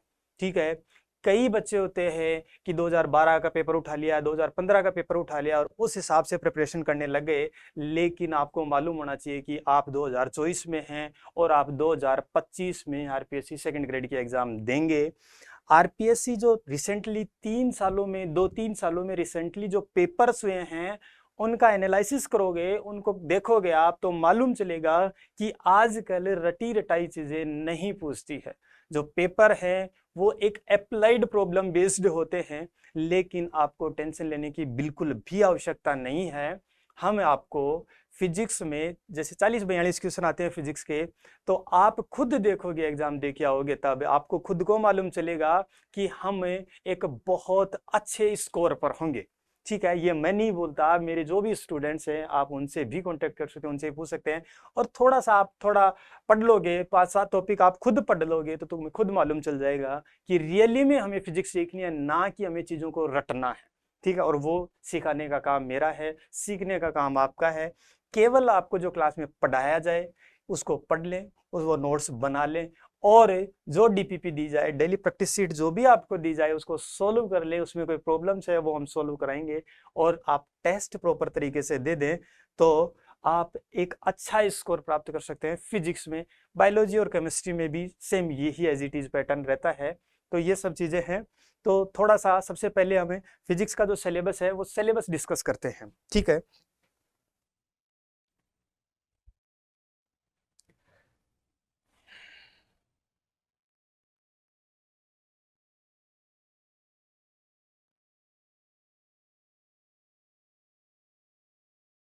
तो सबसे पहले आप फिजिक्स में देखोगे, सबसे पहले हम फिजिक्स में देखते हैं कि फिजिकल वर्ल्ड एवं मेजरमेंट है। ठीक है, फंडामेंटल एंड ड्राइव्ड यूनिट्स हैं। जब हम फिजिक्स स्टार्ट करते हैं, आई मीन 11th जब स्टार्ट करते हैं, तो 11th का जो फर्स्ट चैप्टर है यहीं से स्टार्ट होता है, फिजिकल वर्ल्ड एंड मेजरमेंट्स। ठीक है, इसमें हम देखते हैं कि हम जो भी चीजें मेजर करते हैं, जिन भी हमारी वर्ल्ड में जो हमारी यूनिवर्स है, हमारे आसपास का एनवायरनमेंट है, उसमें जो चीजें हम देखते हैं, उन चीजों को हम कैसे मेजर करें, उन चीजों को हम कैसे पहचानें, किस नाम से बुलाएं, किस टाइप से हम उन चीजों को मेजर करें, ये सब चीजें हम यहाँ पर देखेंगे। ठीक है, उसमें जो भी है इक्वेशंस है उसका क्या फॉर्मूला होगा, उन फॉर्मूलेज की क्या इक्वेशंस होगी, ये सब हम इस फर्स्ट टॉपिक में डिस्कस करेंगे। ठीक है, और यहाँ से हर बार एक क्वेश्चन आपको देखने को मिलता है। ठीक है, इस डायमेंशन से, और जो डायमेंशनल एनालिसिस है इससे। दूसरा टॉपिक आता है अपना वेक्टर से। ठीक है, तो जैसे मतलब ये जो स्टार्टिंग के जो टॉपिक्स हैं, ये स्टार्टिंग के टॉपिक्स बेसिक्स हैं। इसमें तुम्हें मालूम चलेगा, जैसे मान लो अपन कोई भी काम करते हैं, तो उस काम को करने के लिए कुछ चीज़ों की हमें रिक्वायरमेंट होती है, कुछ हमें इंस्ट्रूमेंट्स चाहिए होते हैं, कुछ ना कुछ हमें नेसेसरीज आवश्यकता होती है। उन सब चीज़ों के लिए, जैसे उसी प्रकार से फिजिक्स को पढ़ने के लिए भी तुम्हें कुछ ना कुछ रिक्वायरमेंट्स हैं, कुछ डेफिनेशंस हैं, कुछ नाम हैं, कुछ फॉर्मूला है, कुछ इक्वेशंस हैं। ये सब चीज़ें डिस्कस करने की, ये सब चीज़ें होनी चाहिए, हमें आनी चाहिए। तो ये सारी चीज़ें हम इन जो फर्स्ट वाले जो दो तीन टॉपिक्स हैं, इनमें यही चीज़ें सीखेंगे। और यहाँ से हर बार आप सेकेंड ग्रेड का पेपर देखोगे 2012 से लेकर 2022 में, जब भी मतलब जितने भी पेपर अवेलेबल हैं तुम्हारे पास, उन सब में देखोगे तो तुम्हें मालूम चलेगा एक क्वेश्चन यहाँ से और एक क्वेश्चन यहाँ से, दो क्वेश्चन मिलते हैं। और ये दोनों के दोनों क्वेश्चंस ही बहुत इजी होते हैं। बहुत इजी का मतलब, ठीक है, थोड़े से ट्रिकी होते हैं लेकिन हम इनको बहुत कम टाइम में कर सकते हैं, ठीक है। क्योंकि अब एक पेपर करना और एक पेपर को उस टाइम के अंदर करना दोनों अलग अलग चीजें हैं। बहुत सारे स्टूडेंट्स होते हैं, उनको बहुत अच्छा नॉलेज होता है, बहुत अच्छा पेपर कर सकते हैं, लेकिन मालूम चलता है कि हमारे पास जो 3 घंटे हैं, हमारे पास जो 3 घंटे हैं, उसी 3 घंटे में हमें पेपर करना है, ना कि हमें हमारे पास एक्स्ट्रा टाइम है उसमें कर सकते। क्योंकि जब पेपर दे के आते हैं, बहुत सारे बच्चे बोलते हैं बाद में कि हमें पेपर तो आ रहा था लेकिन हुआ नहीं, ठीक है ना। तो वो सबके लिए सेम टाइम है, तो हमें जो प्रैक्टिस करनी है, ठीक है, जो भी हमारा बैच चलेगा, जितने दिन भी हम पढ़ेंगे, जितने भी टाइम आप पढ़ोगे, जब तक आपकी वैकेंसी नहीं होती तब तक आप पढ़ोगे, तब तक आप अपने आप को अपडेट और स्पीड को, एक्यूरेसी के साथ स्पीड को बढ़ाना है। ये प्रैक्टिस केवल और केवल हमारी, हम जब तैयारी कर रहे होते हैं तभी होती है, उसके बाद में नहीं होती है, ठीक है। उसके बाद में जैसे वेक्टर्स हैं, ठीक है, आप भी जानते हो, हम भी सब जानते हैं हमें कि कोई भी क्वांटिटी होती है फिजिकल वर्ल्ड में, भौतिक संसार के अंदर जो भी हमारी राशियां हैं, भौतिक राशियां हैं, उनको रिप्रेजेंट करते हैं हम। तो 2 प्रकार की राशियां, डायरेक्शन के आधार पर वो 2 प्रकार की राशियों से हम रिप्रेजेंट करते हैं, ठीक है। वो 2 प्रकार की राशियां कौन सी हैं? एक स्केलर होती है, एक वेक्टर होती है। आगे पढ़ेंगे कि स्केलर और वेक्टर को हम कैसे डिफाइन करते हैं, ठीक है। उसके बाद में देखते हैं हमारी जो काइनेमेटिक्स है, हमारा जो भी टॉपिक काइनेमेटिक्स है, इसके अंदर हम रियल में फिजिक्स स्टार्ट करते हैं। इसमें रियल में फिजिक्स स्टार्ट करते हैं। इसके अंदर हम देखते हैं कि 1D के अंदर मोशन कैसे होगी। 1D का मतलब कि हम एक ही लाइन की मोशन की बात करते हैं, हम एक ही डायरेक्शन की मोशन की बात करते हैं। जैसे मान लो एक्स डायरेक्शन में कोई पार्टिकल चल रहा है, मान लो ये एक्स डायरेक्शन है, यहाँ कोई पार्टिकल चल रहा है, तो वो इसी डायरेक्शन में चलेगा, ना कि दूसरी तरफ मुड़ेगा कहीं भी, ठीक है। उसी के आगे अब हम देखते हैं कि हमारी मोशन यूनिफॉर्मली भी हो सकती है, हमारी जो मोशन है एक्स रिलेटेड भी हो सकती है, ठीक है, यूनिफॉर्म वेलोसिटी के साथ भी हो सकती है, रिलेटिव वेलोसिटी के साथ भी हो सकती है। ये सारी चीजें हम सीखेंगे। रिलेटिव वेलोसिटी का मतलब हम सब जानते हैं कि जैसे मान लो आप किसी पार्टिकल की स्टडी कर रहे हैं, आप किसी भी बॉडी की स्टडी कर रहे हैं, वो बॉडी भी मूव कर रही है और आप भी मूव कर रहे हो, तो दोनों के दोनों एक दूसरे के रेस्पेक्ट में मूविंग है या नहीं, ठीक है। तो इसको बोलते हैं हम रिलेटिव चीजें, ठीक है। अब फिर आते हैं न्यूटन्स के लॉ ऑफ मोशंस, ठीक है। न्यूटन्स के लॉ हैं वो हम देखेंगे, ठीक है। मोमेंटम है, इम्पल्स है, कंजर्वेशन ऑफ मोमेंटम है, ठीक है। आप सब जानते हो, आपने पढ़ा 11th-12th में कि जो एनर्जी, कोई भी हमारे जो वर्ल्ड है, उस वर्ल्ड में हम एनर्जी कंजर्वेशन का नियम है, एनर्जी कंजर्वेशन का, ऊर्जा संरक्षण का जो सिद्धांत है, वो सबने पढ़ा है। उसमें हम देखते हैं कि एनर्जी को ना तो हम क्रिएट कर सकते और ना ही एनर्जी को हम डिस्ट्रॉय कर सकते। अर्थात जो भी संसार में जितनी एनर्जी है वो हमेशा कांस्टेंट बनी रहती है, वो हमेशा नियत बनी रहती है। केवल एक रूप से दूसरे रूप में हम एनर्जी को परिवर्तित कर सकते हैं। एनर्जी का केवल रूप परिवर्तित होता है, एनर्जी को हम बना भी नहीं सकते और एनर्जी को हम नष्ट भी नहीं कर सकते। केवल एक रूप से दूसरे रूप में हम परिवर्तित कर सकते हैं। थोड़ा सा आपको ध्यान रखना है कि जो मैं ये सिलेबस समझा रहा हूँ, ये थोड़ा सा स्पीड से, ज्यादा स्पीड से नहीं, लेकिन थोड़ा सा हम स्पीड से देखेंगे इसको, क्योंकि आपको भी मालूम है कि ये सिलेबस है, सिलेबस समझाने में हम ज्यादा टाइम क्यों लगाएं, ठीक है। आगे पढ़ेंगे जब भी सब्जेक्ट से, तो उसको हम बिल्कुल धीरे धीरे, बिल्कुल टू द पॉइंट, समझते समझते आपको रियली में ऐसा महसूस होगा कि रियली में हम फिजिक्स को फील कर रहे हैं। और आपके दिमाग में जो ये भी थिंकिंग है, अगर किसी के दिमाग में है कि फिजिक्स एक हार्ड सब्जेक्ट है, फिजिक्स हमें समझ में नहीं आता, या फिजिक्स को हम नहीं कर सकते, फिजिक्स को हम छोड़ देते हैं, अगर आप ऐसा सोचते हैं तो ये बिल्कुल गलत सोच है। क्योंकि प्रेजेंट टाइम के कंपटीशन के हिसाब से आप खुद देखोगे कि अगर आप कोई टॉपिक छोड़ते हैं तो आप पहले ही कंपटीशन से बाहर हो जाते हैं। आप जिस दिन आपने ये डिसाइड कर लिया कि मैं इस टॉपिक को छोड़ देता हूं, उस दिन ही हम कंपटीशन से बाहर हो जाते हैं, क्योंकि कंपटीशन थोड़ा सा टफ हो गया है, ये सबको मालूम है, ठीक है। क्योंकि ये सारी चीजें मैं इस वजह से बता रहा हूँ, आप सेकंड ग्रेड की तैयारी कर रहे हैं, आप एक अच्छे लेवल पर हैं, आप सब समझदार हैं, लेकिन फिर भी हम किसी ना किसी के बहकावे में आ जाते हैं, किसी ना किसी की बातों में आ जाते हैं, और उन बातों में आके हम अपने गलत डिसीजंस ले लेते हैं। इस वजह से मैं आपको एक रियलिटी है जो हमें, जो काम हमें नहीं करने हैं और क्या काम हमें करने हैं, ये चीजें मैं आपको बता रहा हूँ, इस वजह से बता रहा हूँ, और अब बाकी आप सब समझदार हैं। ठीक है, फिर आगे नेक्स्ट टॉपिक आता है, ये सारे 11th के टॉपिक्स हैं। आप देखोगे कि ये जो भी टॉपिक्स है, ये जो भी टॉपिक्स हम देख रहे हैं, ये सारे के सारे 11th के टॉपिक्स हैं। एनर्जी है, वर्क है, पावर है। ठीक है, कि आप देखते हैं कि वर्क डन है, कोई भी फोर्स लगता है। ठीक है, अब जैसे मान लो हम रोजाना कोई ना कोई काम हम जरूर करते हैं, तो काम करने के लिए कोई ना कोई फोर्स की रिक्वायरमेंट होती है। जैसे मान लो हमें यहाँ से कोई वजन उठाना है, तो उसके ऊपर हम हमारी एनर्जी के माध्यम से उस वस्तु को उठा रहे हैं, तो उसके ऊपर फोर्स लगा रहे हैं, और फोर्स हमेशा किसी भी क्वांटिटी के अगेंस्ट लगता है। अब यहाँ से जैसे मान लो ये पेन ही है, इस पेन को हम उठा रहे हैं, तो किसके अगेंस्ट फोर्स लगा रहे हैं? इस पेन को कौन नीचे खींच रहा है? ग्रेविटेशनल फोर्स है, ग्रेविटेशनल एक्सीलरेशन है, ग्रेविटेशनल जो फोर्स है वो ग्रेविटेशनल फोर्स इसको नीचे खींच रहा है, हम इसको ऊपर उठाने की कोशिश कर रहे हैं। तो यहां पर हम जो भी वर्क कर रहे हैं, यहां जो वर्क डन हो रहा है, वो वर्क डन किसके अगेंस्ट हो रहा है? वो इस ग्रेविटेशनल फोर्स के अगेंस्ट वो वर्क डन हो रहा है। ठीक है, तो कांस्टेंट फोर्स है। ठीक है, कांस्टेंट या वेरिएबल, दोनों फोर्स की वजह से कोई वर्क डन होगा, वो हम देखेंगे। ठीक है, अब पोटेंशियल एनर्जी क्या होती है, काइनेटिक एनर्जी क्या होती है, ये सब भी आप जानते हो कि कोई भी बॉडी है, किसी बॉडी के मूविंग, या अगर कोई बॉडी मूव कर रही है, अगर कोई कण गति कर रहा है, तो गति के कारण जो उसकी ऊर्जा होती है उसको हम गतिज ऊर्जा कहते हैं। ठीक है, और स्थितिज ऊर्जा किसे कहते हैं? किसी भी कण की, या किसी भी बॉडी की, या किसी भी पार्टिकल की, या किसी भी निकाय की, ये जो भी वर्ड बोले हैं इन सब का मतलब एक ही निकलता है।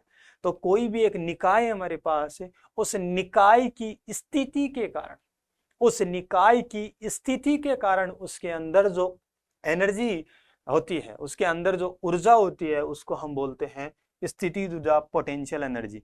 ठीक है, आगे देखोगे कंजर्वेशन एंड कंजर्वेटिव और नॉन कंजर्वेटिव फोर्सेज।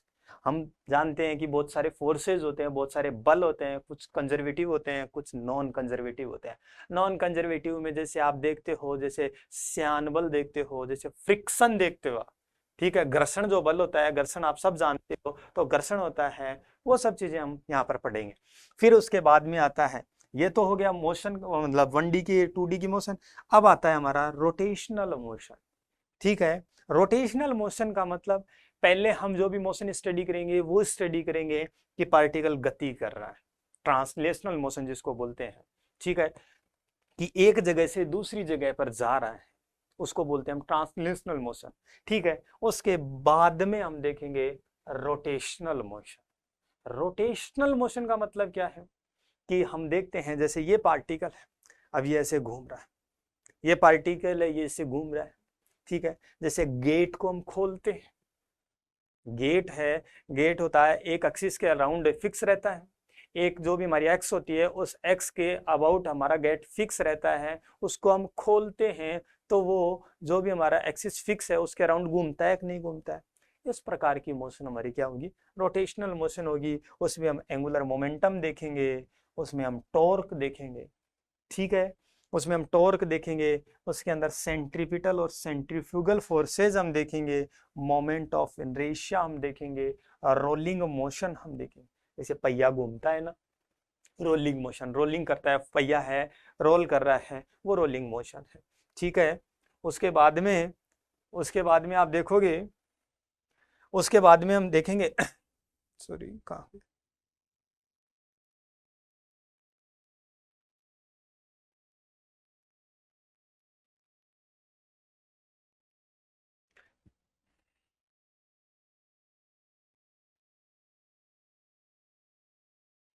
उसके बाद में जैसे फ्रिक्शन है। ठीक है, जैसे ओरिजिन ऑफ फ्रिक्शन है। ठीक है, फ्रिक्शन के बारे में हम पढ़ेंगे। ठीक है, और ये सारे के सारे जो फ्रिक्शन के टाइप हैं, जैसे स्टैटिक फ्रिक्शन है, ठीक है, ये सारे जो फ्रिक्शंस हैं उनके बारे में हम पढ़ेंगे।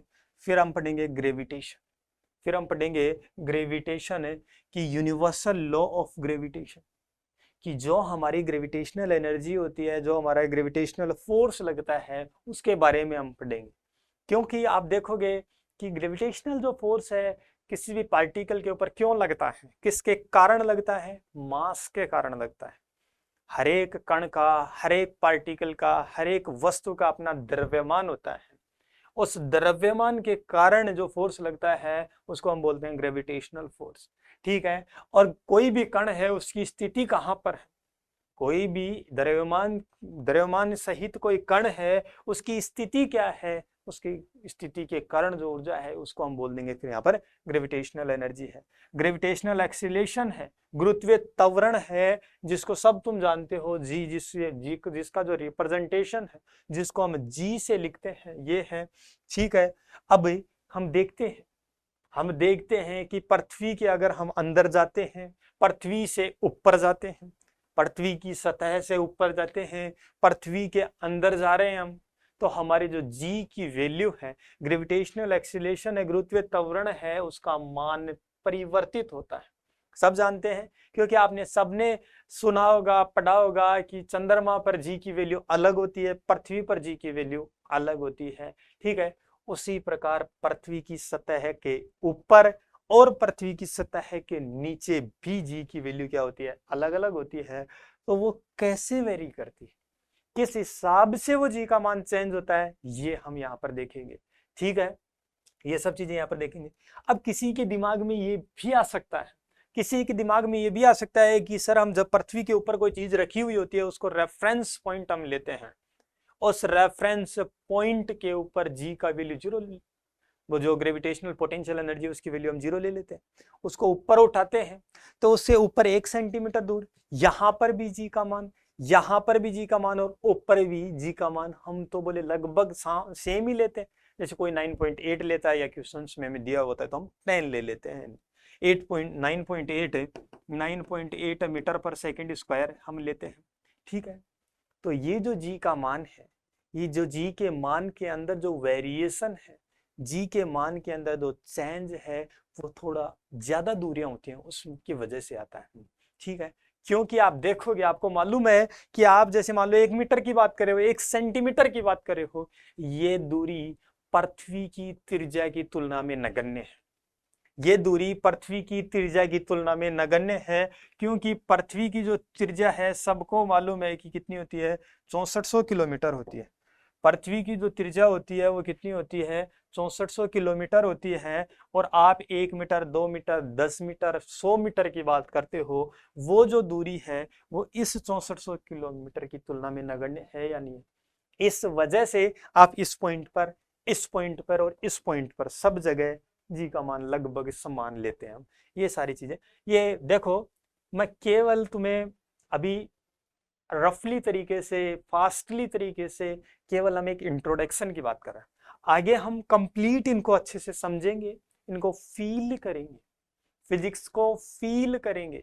एक केवल हमारा मकसद केवल पढ़ना नहीं है, पढ़ के हमारा क्वेश्चन ही होना चाहिए, क्योंकि मेन मकसद क्या है, जॉब लगना है। और जॉब लगने के लिए पेपर में क्वेश्चन सही होना चाहिए, हमें नॉलेज चाहे कितना ही हो, ठीक है ना।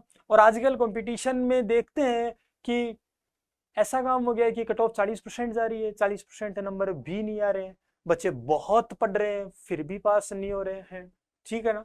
तो दोनों काम हो रहे हैं कि नहीं है, एक कॉन्ट्राडिक्शन की स्थिति आ रही है कि नहीं आ रही, एक विरोधाभास की स्थिति आ रही है या नहीं आ रही, कि पढ़ भी बहुत रहे हैं नंबर फिर भी नहीं आ रहे।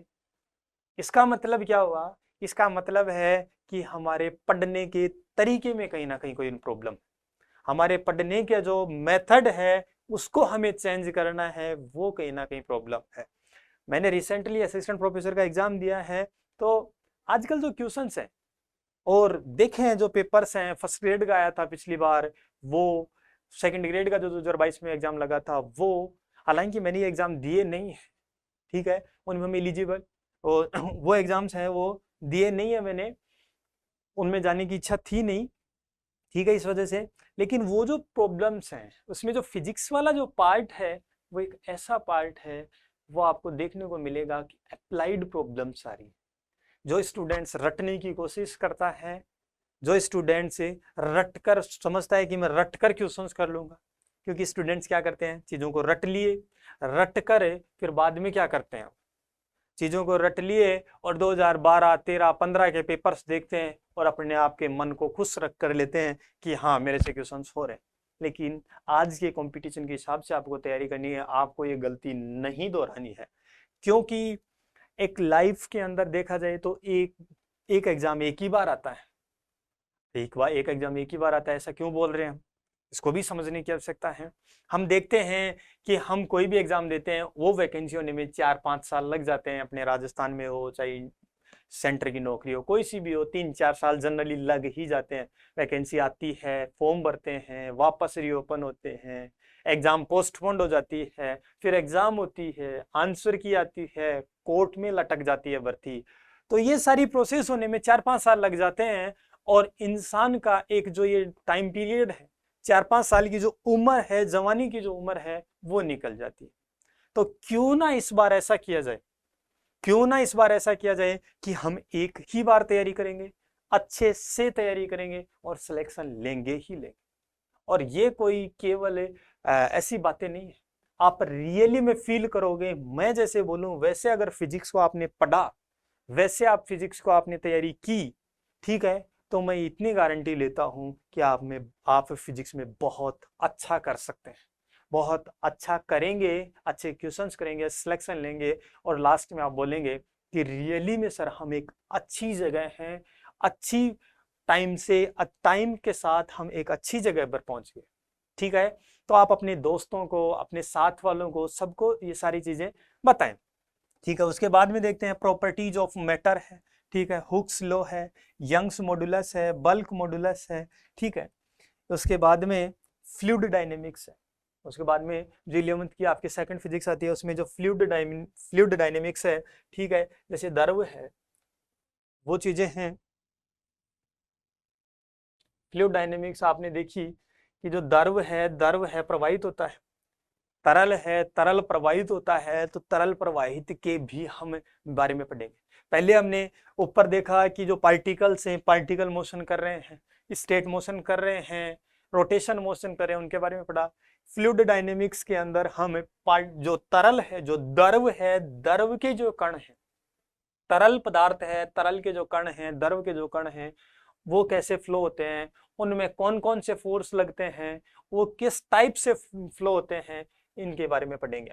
ठीक है, types of flow of liquid है, जैसे क्रिटिकल वेलोसिटी है, ठीक है, कोफिशिएंट ऑफ विस्कोसिटी है, ठीक है, टर्मिनल वेलोसिटी है।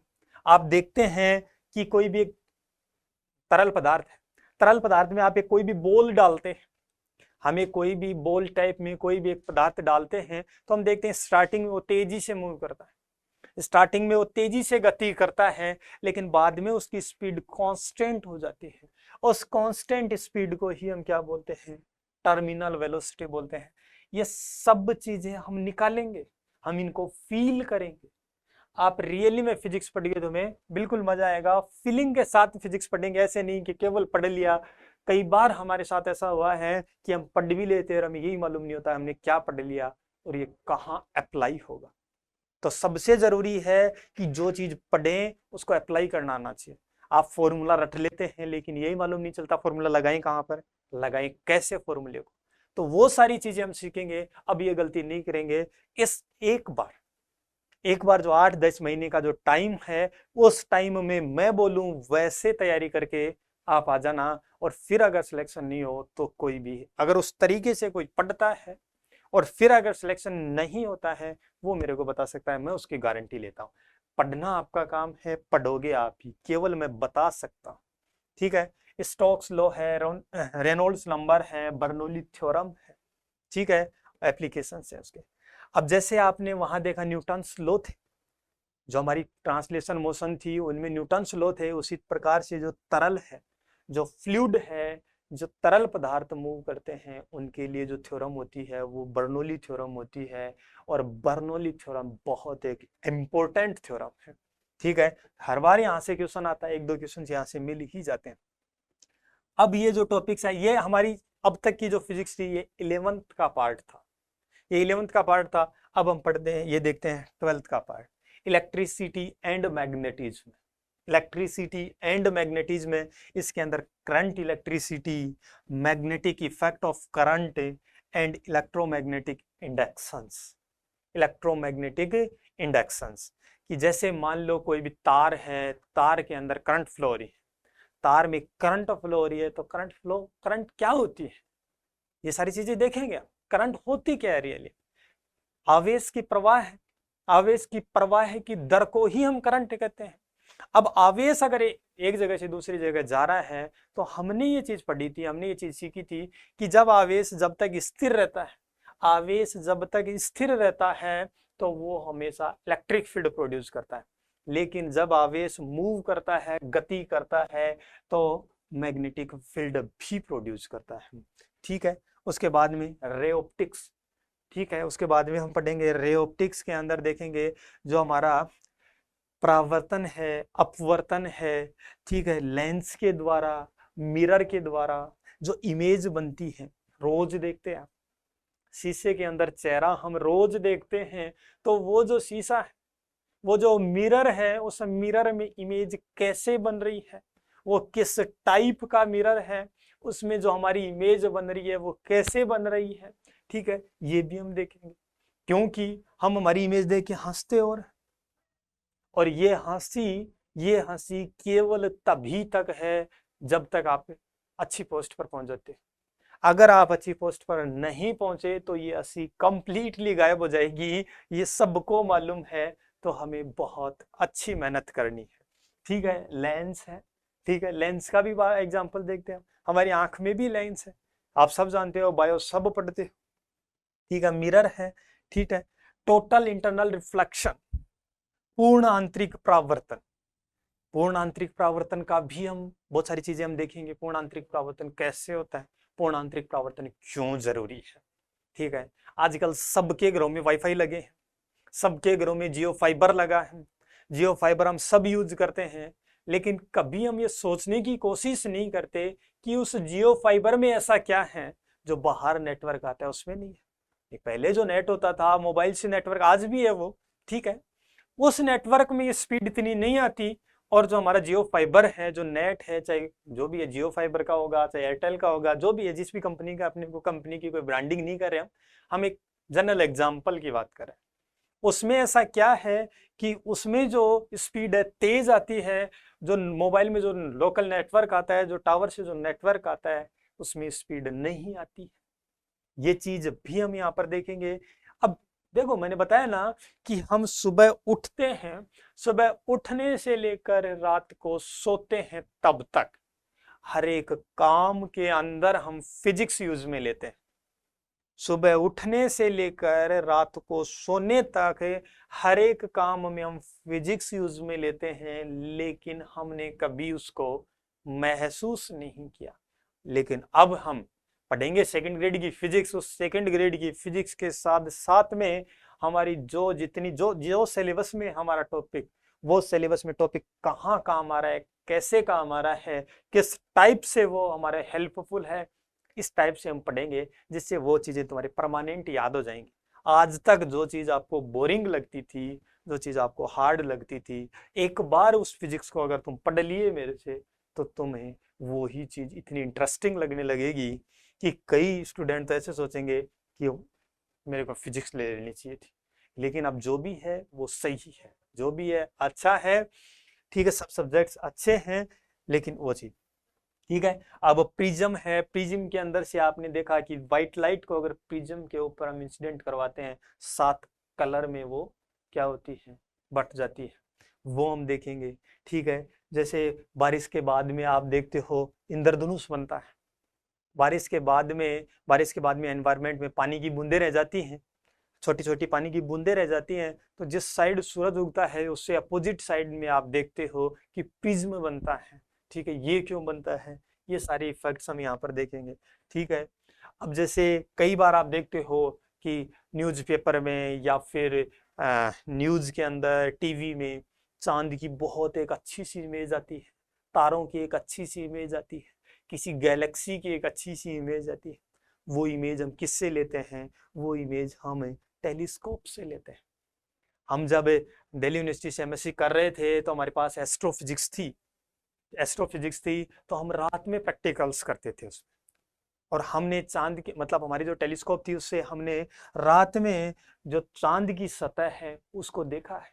उसको देखना और तारों के जो ऑब्जर्वेशंस हैं वो हमने लिए। ठीक है, तो आप भी अच्छी जगह जाओगे तो अच्छे अच्छे इंस्ट्रूमेंट्स हैं, अच्छी अच्छी लैब्स हैं, अच्छे अच्छे एक्सपेरिमेंट्स हैं, वो करोगे, क्योंकि अब दिन में तो तारे दिखते नहीं हैं, तो दिन में उस लैब में जाके करोगे क्या? ठीक है, तो ऑब्जर्वेशंस लेने के लिए हम रात में उसमें जाते थे, प्रैक्टिकल करते थे, वहाँ ऑब्जर्वेशंस लेते थे। ठीक है, इसके बाद में देखते हैं हम। अब ये जो जितना पार्ट था, इससे पहले का जो पार्ट था वो 11th-12th का पार्ट था, 11वीं-12वीं के जो स्टैंडर्ड का पार्ट था। अब हम देखेंगे हमारे जो पोस्ट ग्रेजुएशन है अर्थात बीएससी वाला पोर्शन, कि बीएससी वाले पोर्शन में से हमारे जो सिलेबस है उसमें क्या है।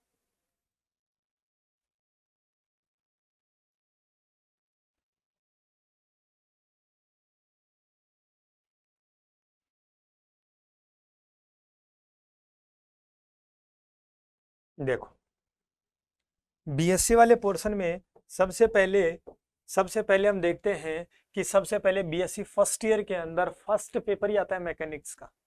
बीएससी फर्स्ट ईयर में फर्स्ट पेपर ही होता है मैकेनिक्स का। उस मैकेनिक्स में मतलब तुम्हारे जो बीएससी का पार्ट है वो कंप्लीट नहीं है। आप देखो कि देखो मैकेनिक्स है, अब मैकेनिक्स में इतना सा पोर्शन है, 3 टॉपिक्स तुम्हारे, तो ये बहुत लिमिटेड पोर्शन है। ऐसे नहीं है कि कंप्लीट बीएससी कंप्लीट दे दिया आपको, एक छोटा सा पोर्शन दिया है, लेकिन वो पोर्शन दिया गया आपके सिलेबस में। आप सिलेबस को एनालिसिस करोगे, तो आपको मालूम चलेगा कि हमारे सिलेबस में वो चीजें रखी गई हैं जो हमें रियली के अंदर महसूस होती हैं, डेली लाइफ में हमारी यूज होती है उन सब चीजों। जैसे कंजर्वेशन लॉ है, उसमें सेंटर ऑफ मास है, इलास्टिक एंड इनइलास्टिक कोलिजन्स है, डैम्प्ड एंड फोर्स ऑसिलेटर्स है। ठीक है, अब ये सारी की सारी चीजें हम देखते हैं। अब सेंटर ऑफ मास का मतलब है कि जैसे ये मास है, ये पेन है, ये कंप्लीट पेन है। अब इस पेन के बीच में कोई ना कोई एक पॉइंट ऐसा है, इस पेन के बीच में कोई पॉइंट ऐसा है, उस पॉइंट पर इस पेन का कंप्लीट मास सेंटर्ड है। जैसे ये देखो, ये पेन इस पॉइंट से अगर इसको अटैच करते हैं तो ये पेन बैलेंस्ड बना रहता है, अर्थात ये पॉइंट है इसका सेंटर ऑफ मास कहलाता है, अर्थात कंप्लीट मास इस पॉइंट पर केंद्रित माना जा सकता है। कंप्लीट मास इस पॉइंट पर केंद्रित माना जा सकता है। अब टक्कर आप देखते हो, रोजाना आप बस में आते हो, बस में जाते हो, बाहर जा रहे हो, ठीक है, मोबाइल में ध्यान होता है तो ठोकर जरूर लगती है। बस में भी आप देखते हो एक दूसरे से टकराते, ठीक है। अब वो टकराने में भी हम देखते हैं कि वो टक्कर भी हमारी 2 टाइप की होती है। वो जो हमारी टक्कर है वो टक्कर भी 2 टाइप की होती है, एक बोलते हैं इलास्टिक, एक बोलते हैं इनइलास्टिक। ठीक है, अब बाद में आगे देखेंगे हम कि इलास्टिक होती है, इलास्टिक के अंदर काइनेटिक एनर्जी और मोमेंटम दोनों कंजर्व रहते हैं। इन इलास्टिक कोलिजन में केवल मोमेंटम कंजर्व रहता है। ये चीजें बाद में देखेंगे। फिर आता है क्लासिकल इलेक्ट्रोडायनेमिक्स, जिसको तुम ईएमटी बोलते हो, इलेक्ट्रोमैग्नेटिज्म बोलते हो। बीएससी में जो बुक है उसका नाम इलेक्ट्रोमैग्नेटिज्म नाम से है, वही है क्लासिकल इलेक्ट्रोडायनेमिक्स। ठीक है, अब उसमें कूलम्ब्स लॉ है, जैसे 2 चार्ज हैं, 2 आवेश हैं, दोनों आवेश के बीच में जो बल लगता है उसको कूलम्ब ने बताया था, उन्होंने अपना नियम दिया था, उसको कूलम्ब लॉ बोलते हैं। अब एक चार्ज है, आवेश है, उस आवेश का इलेक्ट्रिक फील्ड और पोटेंशियल क्या होगा, ये सब चीजें। डाइपोल अर्थात 2 छोटे छोटे चार्जेज, 2 छोटे छोटे चार्जेज हैं, दोनों चार्ज हैं, दोनों चार्ज का अमाउंट सेम होता है, डाइपोल कौन सा बनता है, डाइपोल किसे बोलते हैं? अब डाइपोल नाम से ही एक्सप्लेन है कि जिसमें 2 पोल्स हैं।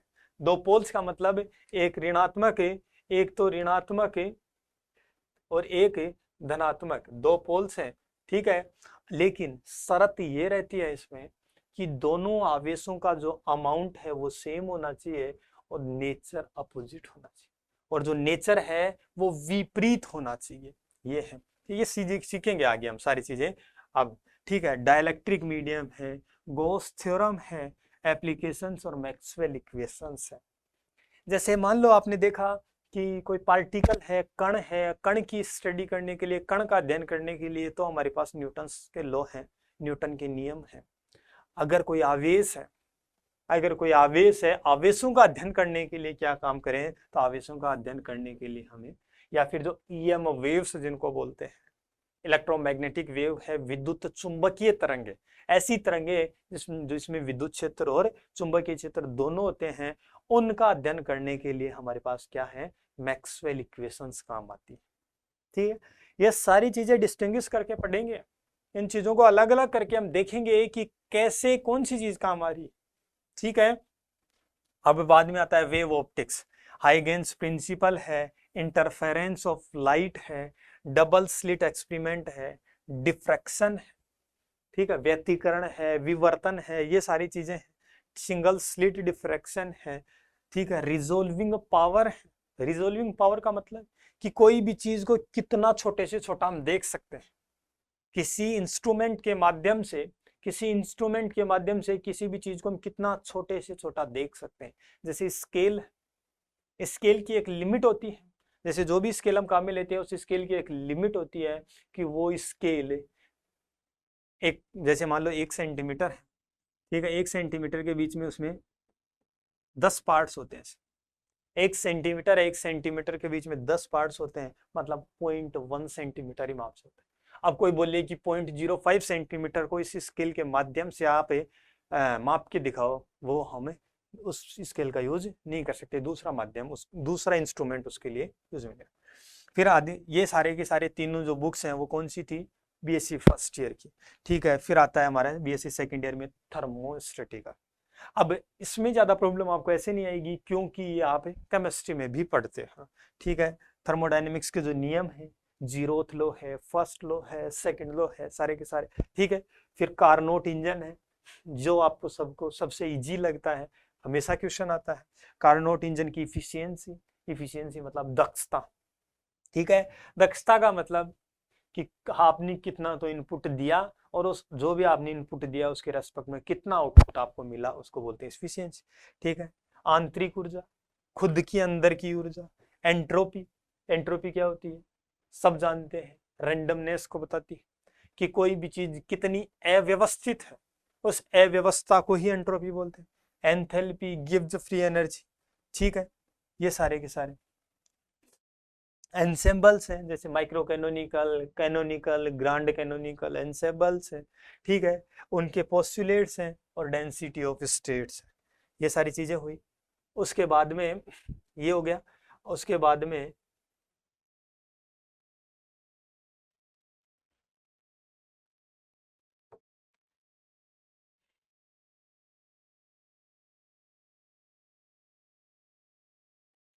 में हमारा आता है क्वांटम मैकेनिक्स।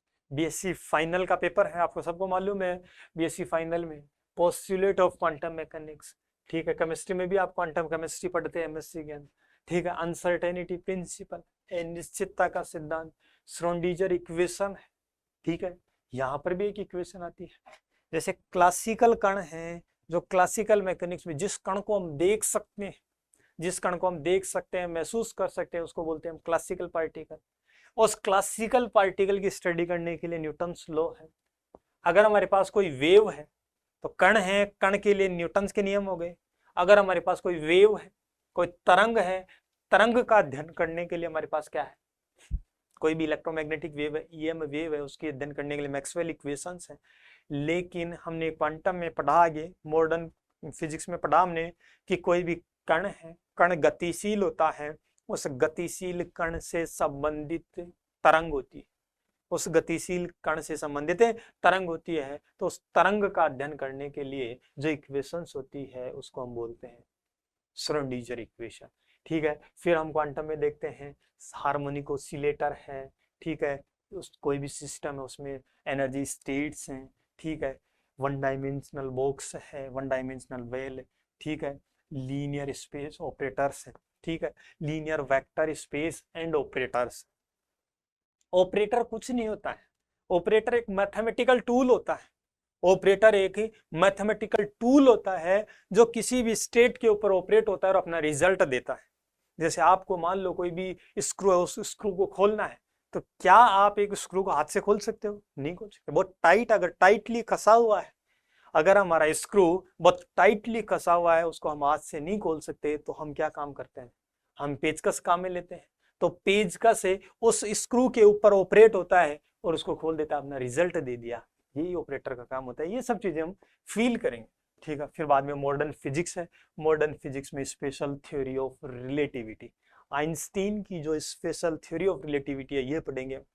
क्योंकि क्लासिकल मैकेनिक्स में हम पढ़ते हैं कि जो कण हैं या हमारे आसपास जो भी कण देखते हैं, जो भी बॉडी देखते हैं, जो भी निकाय देखते हैं, उनकी जो स्पीड है, उनकी जो गति है, वो नॉर्मल होती है, ठीक है। लेकिन हम स्पेशल थ्योरी ऑफ रिलेटिविटी में देखेंगे जो भी कण है उनकी स्पीड लाइट की स्पीड को अप्रोच करती है, लाइट की स्पीड के अप्रोक्सीमेटली सेम होती है।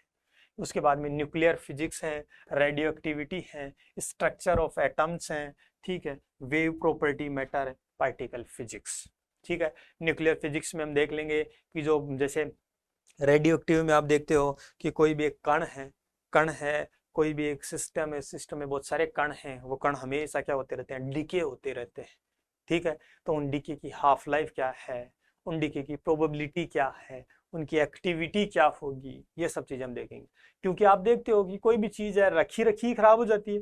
जैसे लकड़ी है, लकड़ी आपने रख दी, आपने काम भी नहीं लिया, उसके हाथ भी नहीं लगाया, लेकिन आप थोड़े दिन बाद में देखते हो कि वो खराब हो जाती है, ठीक है ना। तो क्योंकि जो लकड़ी के में जो पार्टिकल्स है, उन लकड़ी के पार्टिकल्स की हाफ लाइफ होती है, उतने टाइम बाद में वो क्या हो जाते हैं? डिके हो जाते हैं। ये सारी चीजें हम देखेंगे। ये अपना फिजिक्स का सिलेबस था, ये अपना फिजिक्स का सिलेबस था। फिजिक्स के सिलेबस में ये सारी चीजें हमने देखी।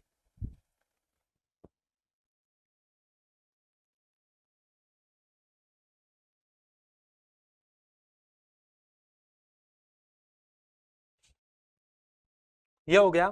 अब आगे हमें जो फर्स्ट जो हमारा जो फर्स्ट टॉपिक है हमारा,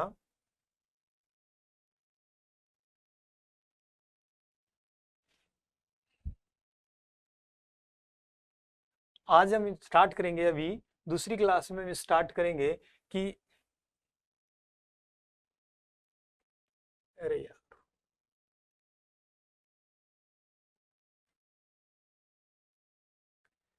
हम स्टार्टिंग इस पॉइंट से करेंगे, फिजिकल वर्ल्ड एवं मेजरमेंट। हम स्टार्ट करेंगे फिजिकल वर्ल्ड एवं मेजरमेंट्स के। तो ये था हमारा सिलेबस, फिजिक्स का सिलेबस। इसके बारे में हमने देखा कि हमारा फिजिक्स में कौन कौन सा पार्ट हमारे को आएगा, ये सारी चीजें हमने डिस्कस की। इन चीजों को आप अपने दोस्तों को शेयर करें, और जब भी जो भी तैयारी करें, जब भी आप तैयारी करें, तो अपनी स्टडी टेबल के ऊपर आपके पास हमेशा सिलेबस की हार्ड कॉपी होनी चाहिए। हमेशा सिलेबस की हार्ड कॉपी होनी चाहिए। ऐसे नहीं कि सर मोबाइल में पढ़ा है, मोबाइल में तो बहुत सारी चीज पड़ी होती है, मोबाइल से बात नहीं है। मोबाइल में रखो, मोबाइल में रखो, लैपटॉप में रखो, टैबलेट में रखो, वो रखने की वो बात नहीं है, लेकिन हमेशा हार्ड कॉपी भी होनी चाहिए।